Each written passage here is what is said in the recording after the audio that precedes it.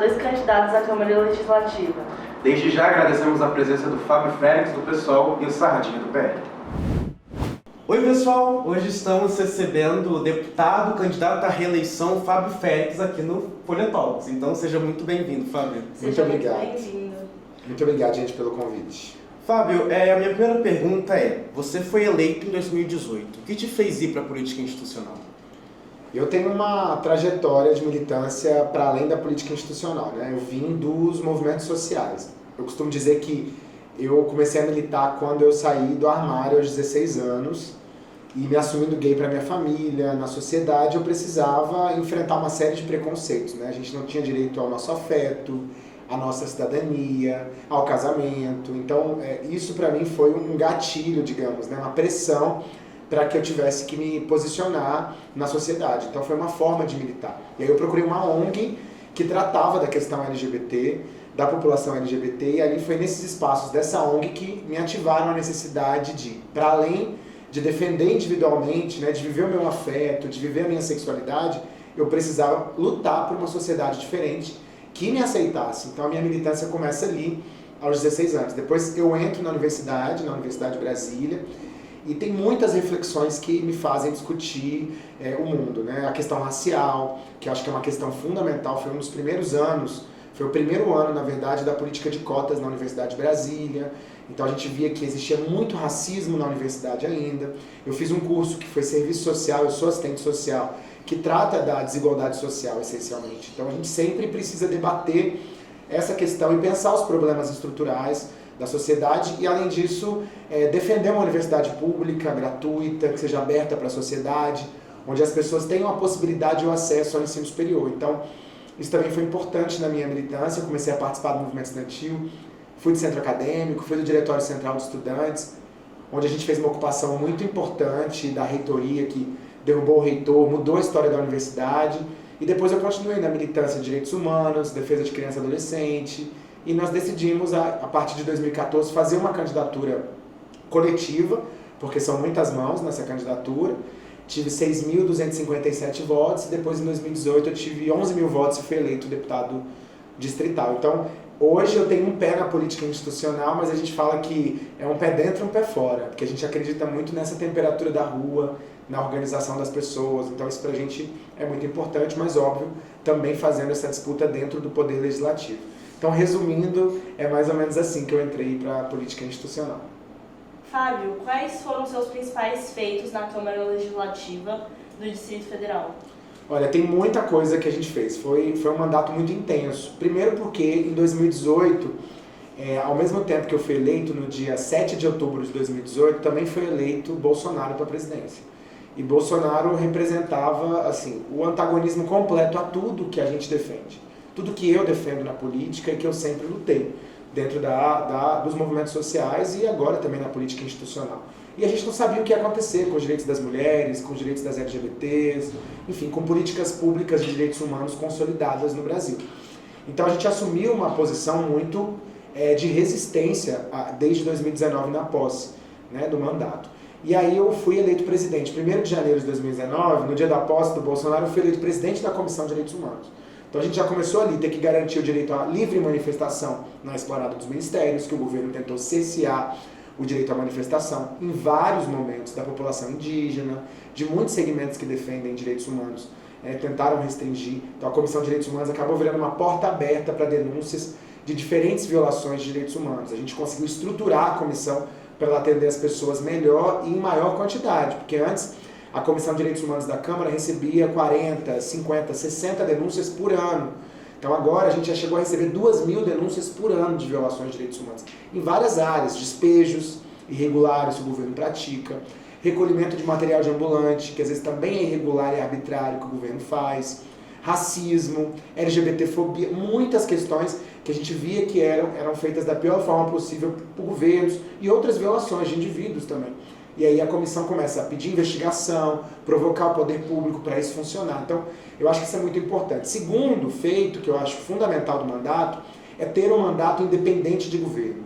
Porque mandato na Câmara Legislativa, o Poder Legislativo, ele tem uma função que as pessoas esquecem, que não é só escrever lei, mas é fiscalizar o poder público. Então eu tenho muito orgulho de ter tido um mandato independente, que é um mandato que não é balcão de negócios do governador e que foi oposição firme a Ibanez e a Bolsonaro, mas ao mesmo tempo propositivo, capaz de realizar coisas para a cidade. Nós aprovamos, por exemplo, 27 proposições ao longo dos últimos anos, né? Diferentes proposições, desde proposições mais simplificadas até projetos de lei que viraram leis importantes no Distrito Federal. Então eu acho que a atuação independente ela é fundamental. Eu fui relator da CPI de feminicídio, né? O DF subiu para 4º lugar no ranking de feminicídio em 2019, e eu acho que a violência contra a mulher é um grande problema que a gente precisa se debruçar do ponto de vista cultural e também da articulação de política pública.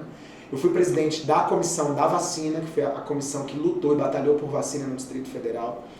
Eu fui na presidência da Comissão de Direitos Humanos responsável por diligências e visitas aos hospitais no auge da pandemia para ver as condições dos hospitais no atendimento à população com Covid-19. Tenho muito orgulho desse trabalho. E para citar uma lei apenas, mas que eu acho que ela é muito importante que nós aprovamos, a gente tem uma categoria que ela é abandonada, que são os entregadores de aplicativo. Abandonada do ponto de vista dos direitos dos trabalhadores e abandonada também do ponto de vista do aplicativo, que não presta o mínimo de assistência a esses entregadores, porque são colaboradores, não tem vínculo, né? Eles criaram uma forma para não pagar direitos trabalhistas. Então a gente conseguiu garantir o mínimo ali, aprovamos a primeira lei do Brasil que enfrentou o iFood, que é a lei que garante pontos de apoio para os entregadores de aplicativo. Então eu tenho muito orgulho dessa lei, porque eu acho que a gente precisa começar a pôr limite na forma como essas empresas elas atuam sem garantia mínima de dignidade para o trabalhador. E os entregadores foi aquele segmento que garantiu, por exemplo, as entregas para a população idosa no contexto da pandemia,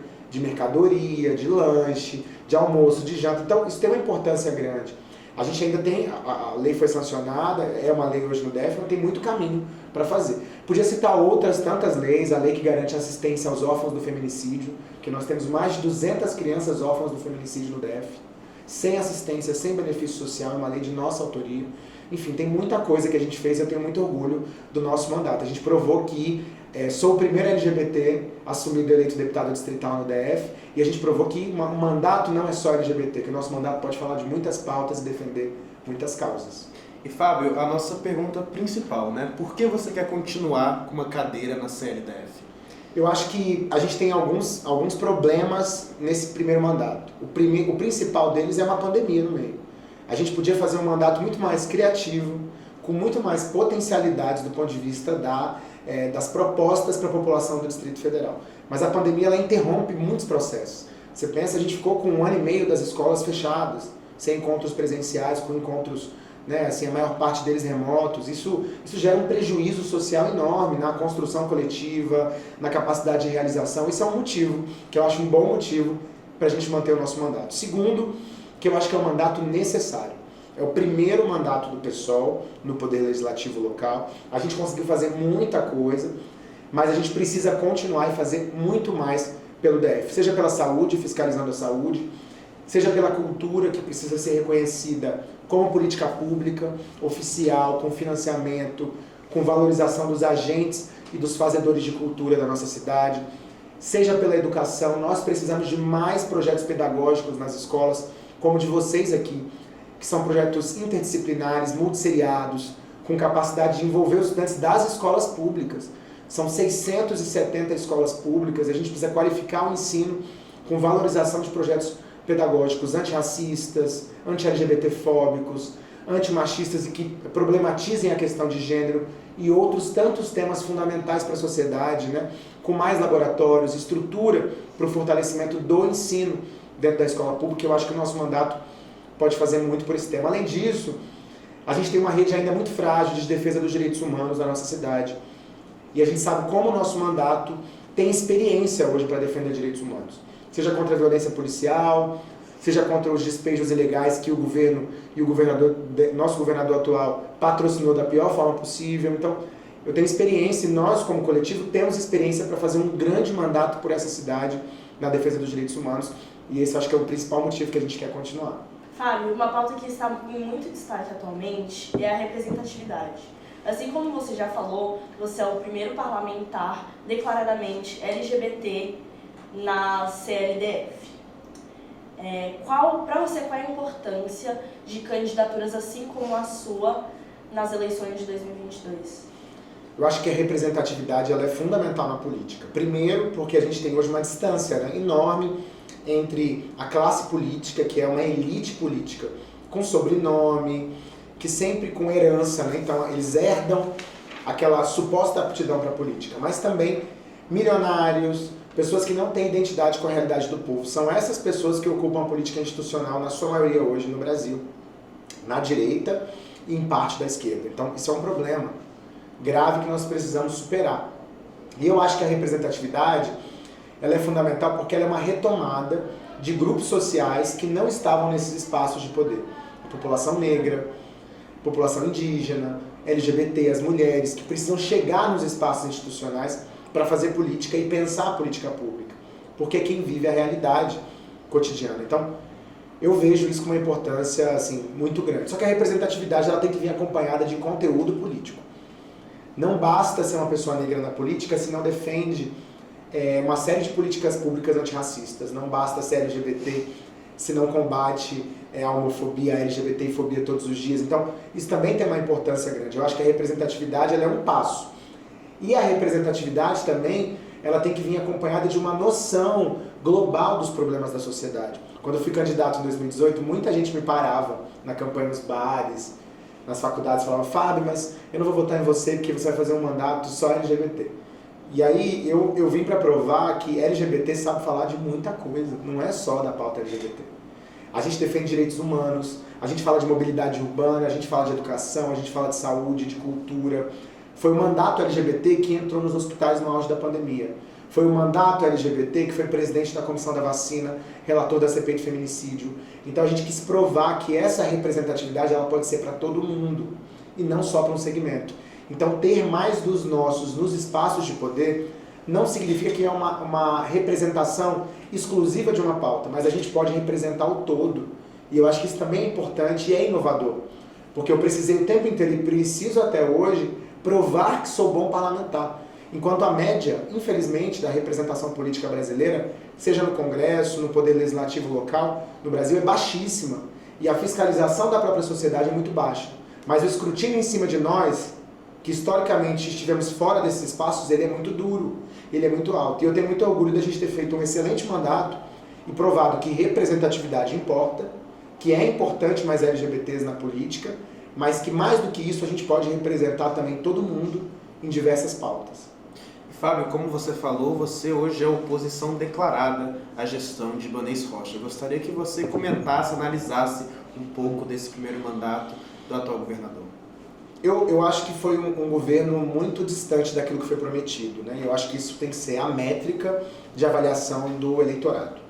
O governador prometeu acabar com o Instituto de Gestão Estratégica, que chamava Instituto Hospital de Base. Ele prometeu manter as empresas públicas, né, como a SEB, inclusive assinou um compromisso com os representantes do sindicato da SEB, que é o STIL, e com outras empresas públicas do DF. Ele prometeu um governo para os pobres, com assistência social que funcionasse, é o discurso que ele fazia na campanha, e ele também prometeu ser alguém totalmente fora da política, que ia pensar do ponto de vista técnico.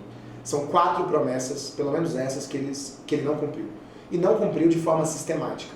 A primeira medida dele, quando chegou na Câmara Legislativa, foi ampliar o Instituto Hospital de Base e transformar no Instituto de Gestão Estratégica, ampliando seu espectro, alcance, privatizou a nossa empresa estratégica, que não é dele, que é uma empresa da população do DF, que é a SEB, infelizmente privatizou e piorou o serviço, fez um governo muito ruim na assistência social e no atendimento à população. Então é um governador que mentiu na campanha, está errado. Então essa é a primeira métrica de avaliação que eu tenho. Implementou projetos muito ruins em diferentes áreas, a militarização das escolas públicas, eu tenho uma avaliação horrorosa desse projeto. Primeiro porque ele fez uma promessa de que ia colocar mais recursos nessas escolas, que ia dar farda para os estudantes até hoje não tem nada, não tem farda, que ele tinha prometido. Nem acho que farda seja legal na escola, não. Mas ele tinha prometido e não cumpriu. Mais uma das promessas não cumpridas do governador. Além disso, as escolas melhoraram muito pouco, porque do ponto de vista pedagógico, os militares que foram colocados nessas escolas não têm experiência nem atribuição para fazer execução pedagógica e disciplinar dentro de escola. Estão transformando a educação em caso de polícia, isso está errado. Então eu fui oposição firme à militarização das escolas. Hoje são 17 escolas ou militarizadas ou em militarização no DF.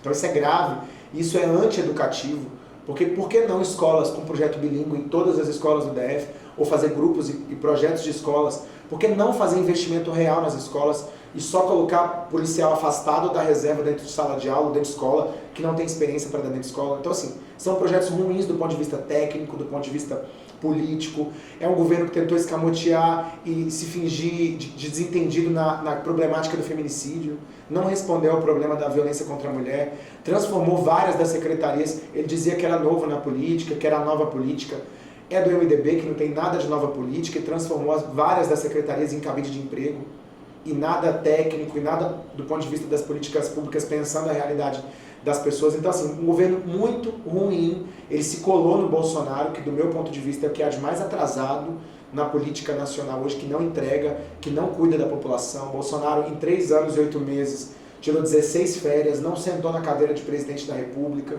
não reconheceu as recomendações de ciência, negou uma leva de 80 milhões de doses de vacina no primeiro contrato oferecido pela Pfizer, deixando a população brasileira suscetível, né, da pior forma possível. Então, esse era o governo Bolsonaro e esse é o governo que o Ibanez colou. Então, fomos oposição firme. Mas é importante dizer que nós não faltamos à população do DF nos momentos decisivos, mesmo em projetos do governo. Aquilo que era bom para a cidade, a gente votou a favor e colaborou com o governo. Mas fomos oposição firme porque os fundamentos desse governo, os princípios desse governo não me representam e não representam boa parte da população do DF. Qual é a sua análise sobre a polarização política em relação ao Bolsonaro e Lula? Eu primeiro tenho uma posição política em relação a essa polarização, né? Nesse contexto que a gente está vivendo hoje, o meu partido, a minha candidatura está a serviço da eleição do Lula. A gente acha que na história brasileira recente a gente nunca viveu um momento tão tenebroso e tão triste como o momento do Bolsonaro no poder. Não é só o Bolsonaro, é o bolsonarismo. Existe um fenômeno na sociedade hoje que é um fenômeno que quer eliminar a diferença, que quer eliminar as minorias, que não pensa as políticas públicas, né, do ponto de vista concreto, e aí tem mil exemplos sobre isso, que faz um discurso etéreo, que é um discurso subjetivo, nada concreto sobre corrupção, mas não combate de fato a corrupção, desmontou e aparelhou as principais instituições de enfrentamento à corrupção, como é a Polícia Federal. A cada investigação contra a família de Bolsonaro, ele mudava investigadores, delegados, chefes de superintendência da Polícia Federal. Então não tem compromisso no enfrentamento à corrupção, desmontou os sistemas federais de corrupção, decretou 100 anos de sigilo em uma série de documentos que deveriam ser públicos e transparentes para a população. Então ele vende a pauta de enfrentamento à corrupção, mas não vive essa pauta no cotidiano. Então isso é importante que seja dito para a população utilizar critérios objetivos de avaliação. Foram vários ministros da educação que desmontaram o financiamento da política de educação no ensino superior, que não tem projeto educacional para fortalecer a educação básica, mais um passo na universalização da educação básica e no financiamento da educação básica brasileira. Do ponto de vista da saúde, virou as costas para a pandemia. Então, se não fosse muita pressão da imprensa, dos movimentos sociais, não queria atender ao discurso básico da ciência. Quer dizer, ele conseguiu desconstruir um dos principais pilares da saúde pública brasileira, que é a vacina. O nosso país tem um dos maiores programas nacionais, o nosso Programa Nacional de Imunização é um dos maiores programas de imunização do mundo. Sempre vacinou as pessoas. O discurso antivacina do atual presidente foi tão devastador que tem pessoas hoje que não estão vacinando para doenças que a gente já estava acostumado a vacinar desde sempre. E as pessoas não estão vacinando. Quer dizer, a gente já tinha erradicado essas doenças. Então isso é grave. Ele desconstruiu a vacina, que é um pilar fundamental, e demorou a comprar a vacina e atender a população. Ou depois comprou muita vacina, depois de muita pressão da sociedade. Então fez um trabalho péssimo à frente do Ministério da Saúde também. E do ponto de vista da economia é um desastre. É um governo que mirou em privatização, que mirou em desregulação de direitos dos trabalhadores com uma carteira que não é carteira de trabalho, que eles chamavam de carteira verde e amarela, que é para tirar direito do trabalhador. Né? Assim, Deus continuou dando subsídios para as grandes empresas sem pensar no povo, demorou a dar auxílio, e lá atrás, quando a oposição defendeu o auxílio de R$600, ele deu 200 na primeira leva de auxílios que foram dados. né, que era absolutamente insuficiente, conseguiu aumentar o preço de tudo, porque está tudo caro nesse país hoje. Então a inflação subindo também no país. Então isso é grave. Agora tem feito um pacote de bondades. Agora a gasolina está baixando. Agora as coisas estão baixando por conta das pesquisas, por conta da eleição, mas não por conta de política pública. Desmontou políticas públicas que são fundamentais. Então a nossa posição sobre o Bolsonaro, ela é uma posição concreta. Ela tem a ver com a análise que a gente faz sobre as políticas públicas e a falta de entrega. Além disso, o discurso é um discurso que odeia as mulheres. A prática dele desrespeita as mulheres. Não tem política pública de enfrentamento à violência contra a mulher. Ele é agressivo. Se uma jornalista mulher faz uma pergunta dura para ele, ele destrata a jornalista mulher. Ele destrata as mulheres. Então, é esse o perfil do presidente da República, e esse não é o presidente que eu quero para o meu país. Por isso eu vou votar no Lula. Isso não quer dizer que eu acho que o Lula seja perfeito, seja lindo, que os governos tenham sido maravilhosos. Não é a minha posição, nem é do meu partido. Tanto é que nós sempre lançamos candidatura à presidência da República. Mas, excepcionalmente, esse ano nós resolvemos não ter candidato para apoiar o Lula para presidente, porque a gente acha que é preciso e urgente que o Brasil mude de rumo. E Fábio, qual o seu sonho para a nossa cidade? Qual o legado você quer deixar para Brasília se conquistar em um segundo mandato? São muitos sonhos, né? Assim, eu acho que o primeiro deles é que a gente consiga estruturar uma rede de proteção às pessoas do ponto de vista dos direitos humanos. Eu acho que isso é fundamental. E a gente só vai conseguir fazer isso com uma mudança cultural que seja realmente consistente. Ou seja, que ela consiga se enraizar na educação. Então é importante debater temas que enfrentem opressões e violências na educação. É a escola o lugar de debater gênero. Porque é na escola que você vai conseguir enfrentar a violência contra a mulher de forma estruturante. E não só depois que a mulher sofre violência com uma delegacia, com uma rede de atendimento, que já acontece depois da violência. Então é na escola que você vai combater a LGBTfobia e ensinar as pessoas esse aprendizado coletivo de respeito à diversidade. É na escola que você vai aprender a enfrentar o racismo e você vai ter políticas públicas estruturadas, sedimentadas de enfrentamento ao racismo. Então eu acho que a escola é um lugar fundamental, é um locus, né? Um espaço de aprendizado coletivo que você precisa ter políticas públicas de prevenção, de promoção e de proteção dentro da escola. Então eu acho que um legado do meu mandato é ampliar os recursos com emenda parlamentar para dentro das escolas com financiamento pedagógico. Eu acho que isso pode ter um impacto enorme com projetos em todas as escolas espalhadas no Distrito Federal na promoção dos direitos humanos e as pessoas entenderem que direitos humanos não é para um segmento que cometeu ato infracional ou para o presidiário, né, que é aquele interno do sistema prisional, que isso também é para eles, é para todo mundo, mas é o nosso direito, é a nossa dignidade que tem que ser respeitada em muitos aspectos. Então, se eu conseguir plantar uma semente de direitos humanos e se eu conseguir também, a partir do mandato, demonstrar para as pessoas que a nossa luta não está só na política institucional, mas que a gente precisa estar na rua, que a gente precisa se organizar, que a gente precisa estar nos movimentos sociais, que a gente precisa ter uma cidadania ativa, participativa, eu acho que eu vou ter cumprido o meu papel. Fábio, o que a sua candidatura tem a nos proporcionar que as outras não têm?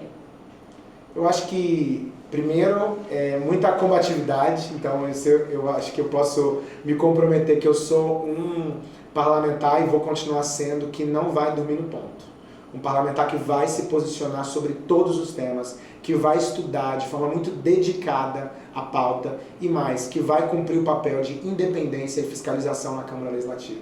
Não vou ser um parlamentar preguiçoso, porque nós temos muitos parlamentares ainda preguiçosos, eu digo do ponto de vista brasileiro como um todo, que não cumprem o seu papel de fiscalização, que não cumprem o seu papel de trabalho cotidiano, independente de governo, e esse papel eu vou cumprir. Eu vou fazer uma entrega para a população que nada vai passar abatido sem que a gente faça a discussão, nada vai passar sem que a gente dê visibilidade às contradições e os problemas daquilo que está sendo discutido e mais. Vocês podem ter certeza que vão ter, independente de governo, se é o governo do PT, se é o governo do MDB, vão ter um parlamentar independente que vai pensar proposta por proposta a partir de valores, de princípios. E eu acho que isso faz muita diferença.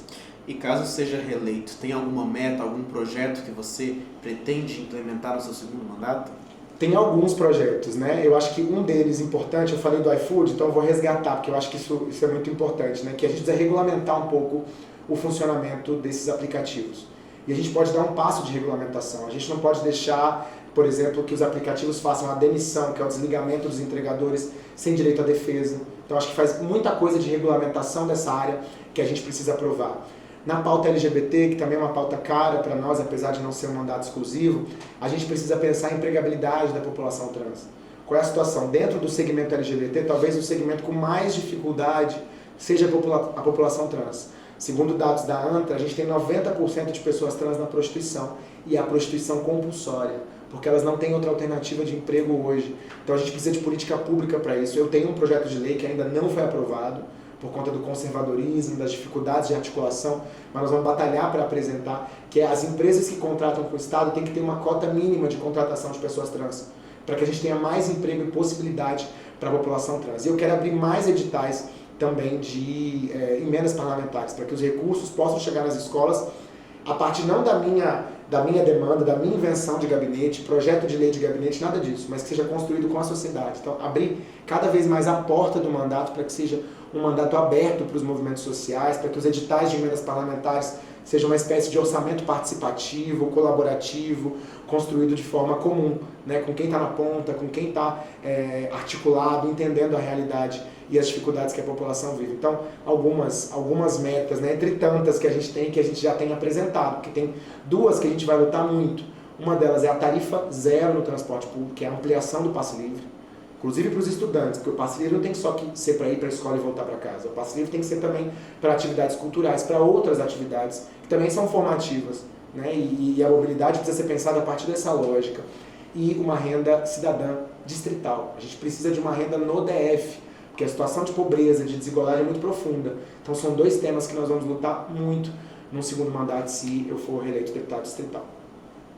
Fábio, para finalizar, o nosso projeto é roteirizado, dirigido e apresentado por jovens. Eu gostaria que você mandasse um recado para os jovens, estudantes e até mesmo famílias que estão nos assistindo agora. Olha, eu posso dizer que a gente, para poder mudar a realidade, a gente precisa participar. Já falei isso nessa entrevista hoje, e desde que eu cheguei na política institucional, como deputado distrital, eu percebi os limites da política institucional. Ela é muito limitada. Agora, se tem uma coisa que deputado e governador tem medo, é povo. Então, a gente precisa saber o tamanho do nosso poder, do nosso potencial. A minha militância ela foi construída com atividade política, com ação direta. Então, a gente ocupou a reitoria da UNB e mudamos toda a dinâmica institucional da UNB. A gente ocupou, a primeira vez que eu pisei na Câmara Legislativa, eu fui ocupando a Câmara Legislativa. A gente ocupou a Câmara Legislativa e derrubou o ex-governador Arruda, que depois saiu de lá, inclusive, preso do Palácio do Buriti. Foi com ocupação, movimento social, movimento na rua, que a gente mudou a realidade. Se eu posso dar um recado para a juventude, é que a gente precisa se organizar para além da política institucional. O povo é que muda a realidade. É povo na rua que sobe a temperatura do país. A gente não pode colocar todas as nossas fichas na política institucional. A gente precisa se organizar. Tem vários movimentos, como o Movimento Juntos, tem vários movimentos sociais que têm organizado a juventude no Brasil para fazer barulho, para mudar a realidade. E é essa a minha aposta. Tanto que o nosso mandato é um mandato pé dentro, pé fora, porque é um pé lá dentro, fazendo a disputa de forma qualificada, sabendo que a gente não pode deixar nada passar, cumprindo o nosso papel institucional, mas para além disso também é um mandato pé fora. É um pé que está na rua, que está lutando, que está junto com os movimentos sociais, que quer organizar as pessoas. A nossa campanha tem tentado organizar as pessoas, porque a gente não pode terceirizar a nossa representação. A gente tem que ser representado nas instituições, mas é a nossa cidadania ativa fora dali também que pode mudar a realidade. A gente tem que ocupar as audiências públicas, ocupar as galerias do poder legislativo. A gente não pode deixar a política institucional e os políticos tradicionais, porque esses são a maioria, num lugar de conforto. Porque a gente só vai conseguir mudar a política pública e tensionar ela numa direção se a gente tirar essa política tradicional, essa institucionalidade concebida, tirar eles desse lugar de conforto. Então acho que isso é importante. A gente precisa se posicionar e a gente precisa se posicionar e se organizar de forma coletiva. Gente, então esse foi o Fábio Félix, candidato a deputado de reeleição. Muito obrigado, Fábio, pela sua presença. Muito obrigada. Obrigado, gente. Obrigado pelo convite. E fiquem ligados nos próximos Politalks. Até mais, gente.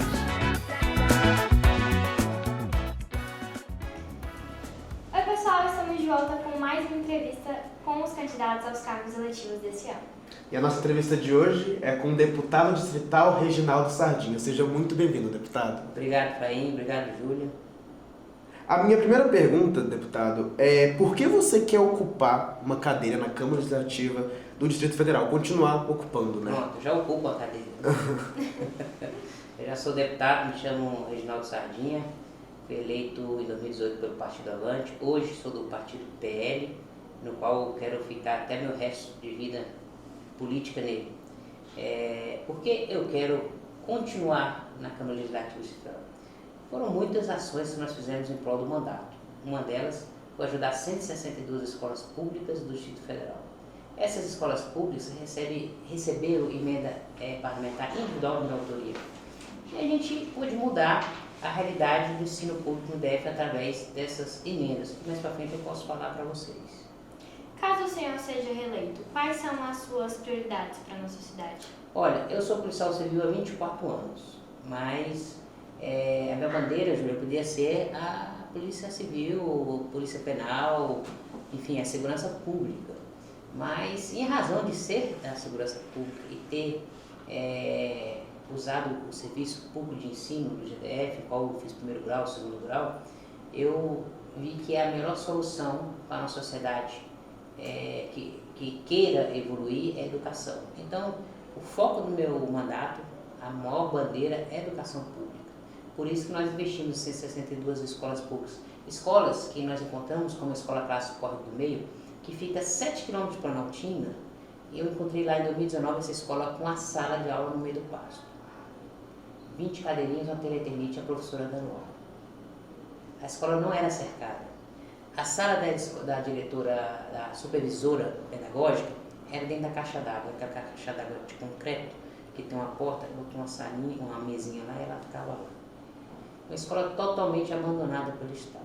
Através das nossas emendas individuais, né, de orçamento, que a gente tem direito, emendas parlamentares, nós mudamos a realidade. Hoje aquela escola é toda cercada, possui 3 salas de aula, a cozinha que estava interditada pela vigilância sanitária está lá pronta, funcionando.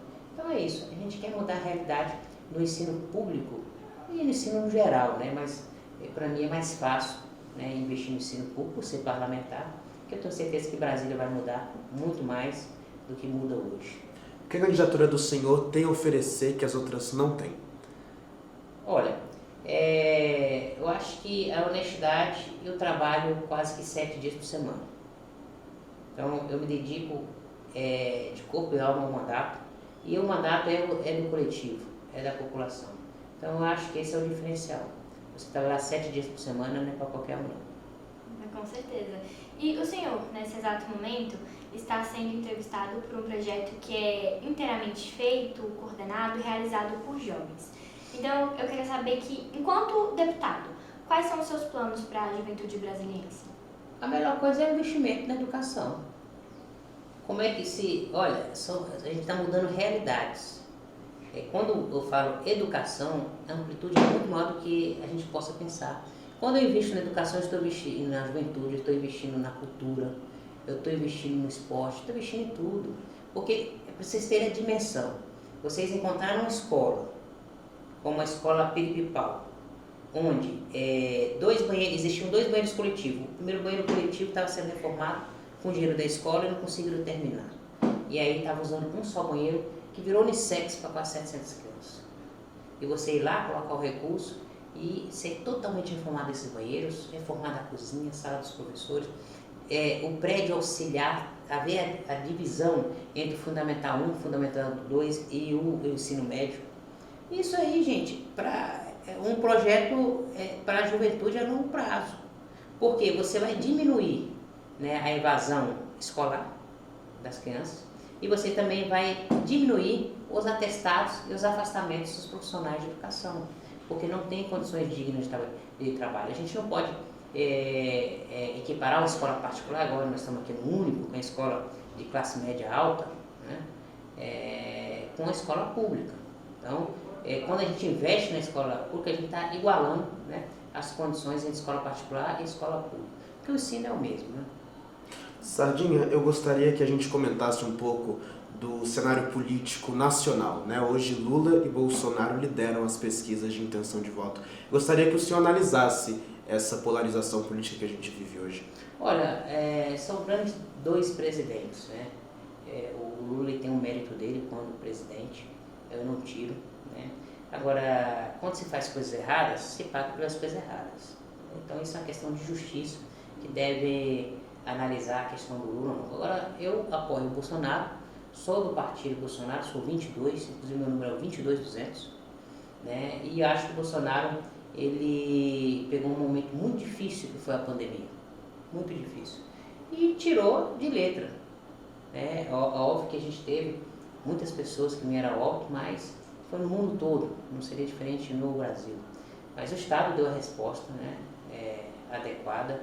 Ele não teve os 4 anos 100% para mostrar o seu trabalho como presidente, e a gente pretende que nesse próximo pleito ele seja eleito e possa mostrar o trabalho como presidente nesses 4 anos. Agora, o Bolsonaro é uma pessoa autêntica, né? Ele não tem papo na língua, né?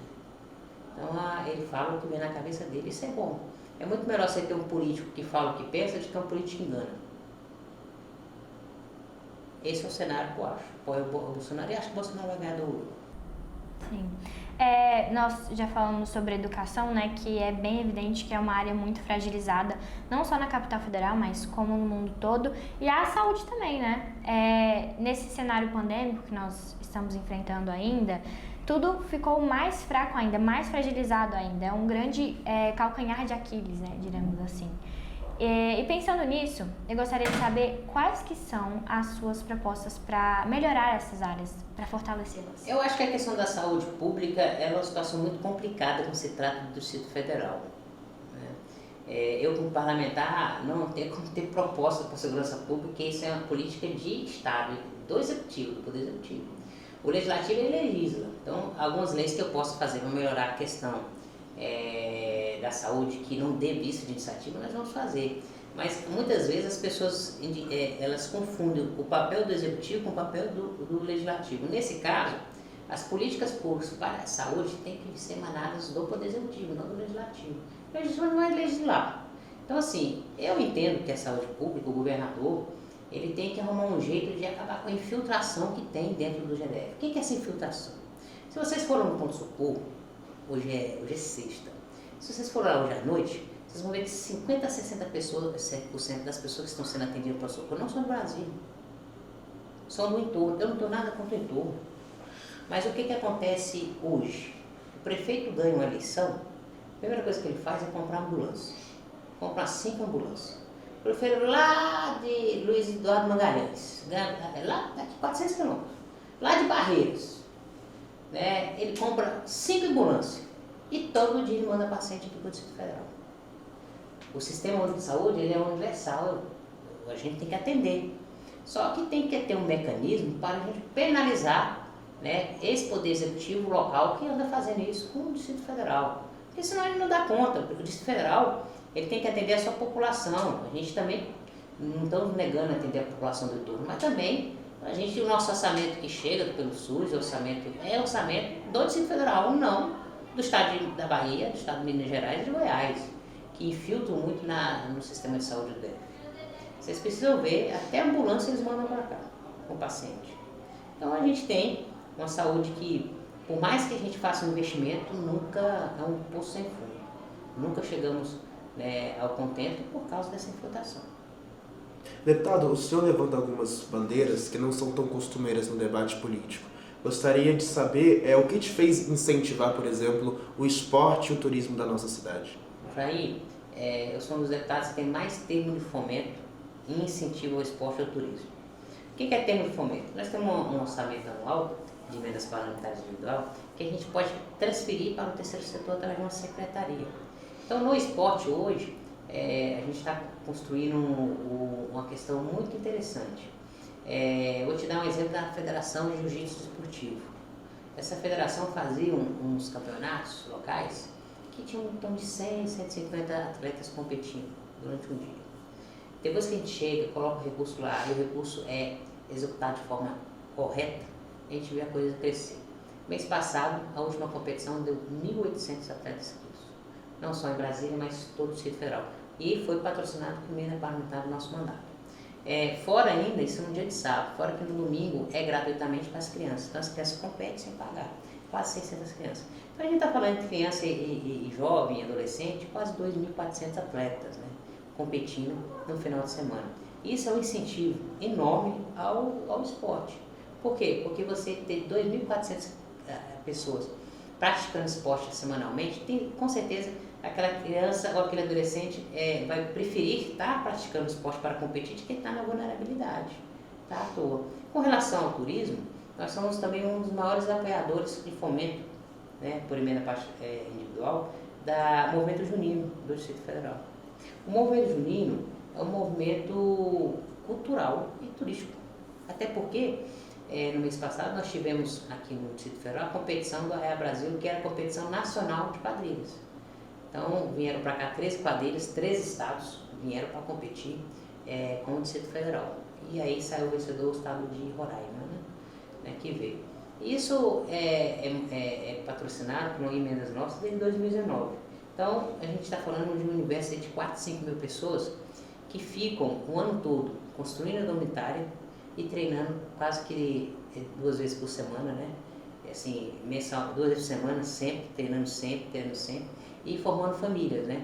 Ou seja, quando você tem mais ou menos 150 pessoas com o objetivo de treinar, de se vestir de forma adequada para competir uma vez no ano no movimento junino, você tem essas pessoas um ano, né, focadas não a mais da vulnerabilidade, mas sim construindo uma relação de família, relações sociais e criando morais, né, dentro do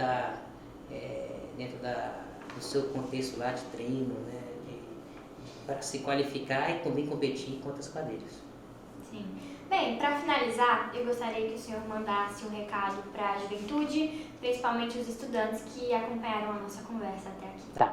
Olha, primeiramente, não dá para falar do mandato durante esse pouco tempo, meia hora para mim é pouco. Mas eu gostaria muito que vocês pudessem nos seguir na rede social.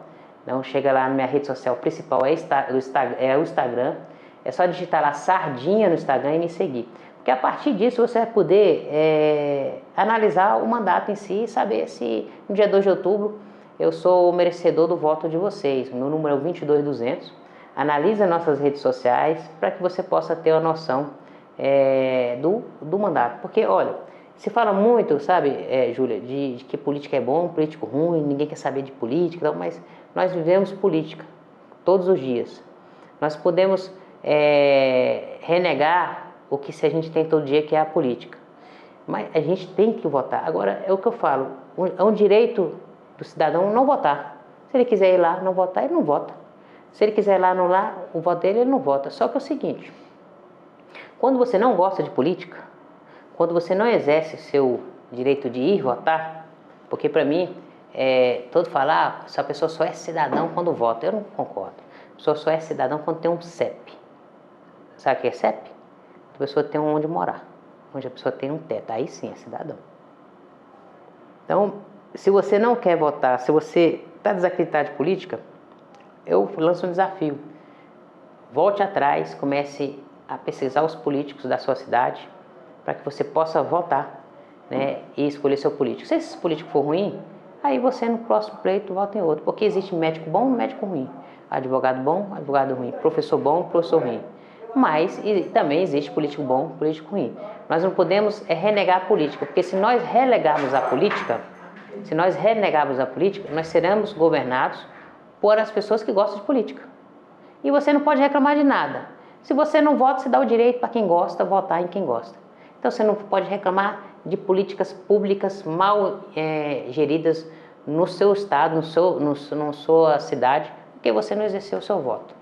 Realmente. Muito obrigado, então, Sardinha. Pessoal, esse foi o nosso Folha Talks de hoje. E mais uma vez, muito obrigado pela sua presença, deputado. Estou à disposição, 22200, no dia 2 de outubro. Essa foi a nossa entrevista. Muito obrigada a quem ficou até aqui. Fiquem ligados nos nossos próximos episódios. Até mais, gente.